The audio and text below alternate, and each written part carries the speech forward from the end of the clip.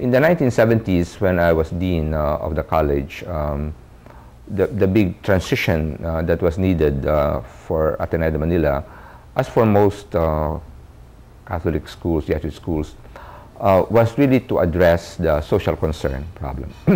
We had come from a period in the 50s and 60s where the world looked fine and we could simply go to educating young people, cheering at basketball games, and there was no sense of the great justice divide. I guess there was still a euphoria after the Second World War and things like that. But by the 60s, and then certainly in the early 70s, these questions of the poverty, questions of justice began to emerge. And I had just come back from graduate school at the time in 1970, and so one of my very first challenges, really coming in eventually as dean in 1972, 73, was to help the school address this question. So we started a lot of conscientization programs. We organized the programs to bring a lot of younger people to the poor, focus more on the questions of justice.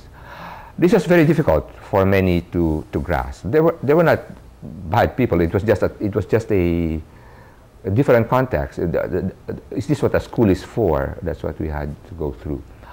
Well, how did I deal with that? What I realized after a while in something like that is that you cannot expect everybody or even the majority to go along. That's one of the things that I realized. And but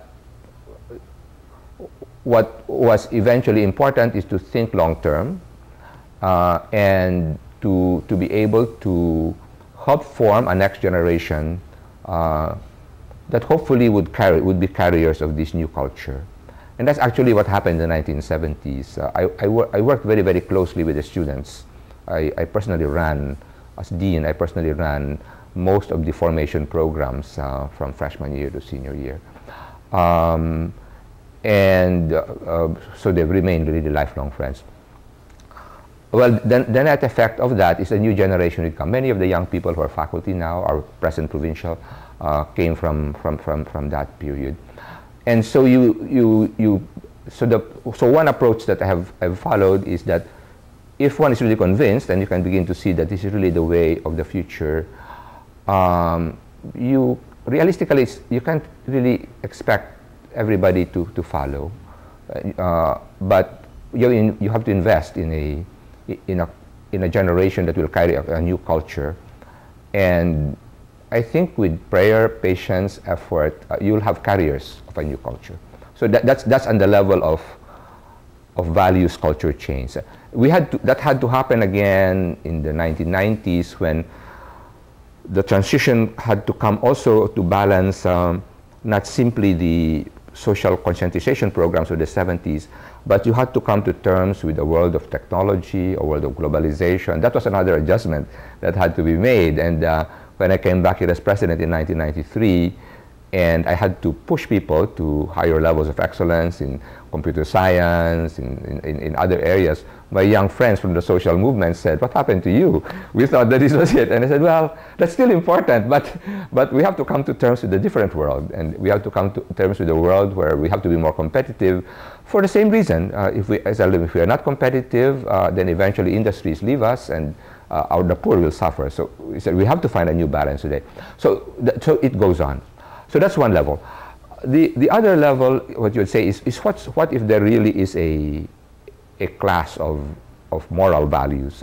Let's take this question of do you accept or don't you from somebody, a donation from somebody, and accepting it may benefit you, but it can also cause scandal or other things.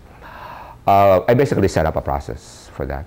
And when we really have a problem like that, then we basically agreed that we set a process, and we have a fairly objective group that goes through it, and we look at the recommendations and work with it. So that it's not it becomes an institutional decision rather than an individual decision. When we come to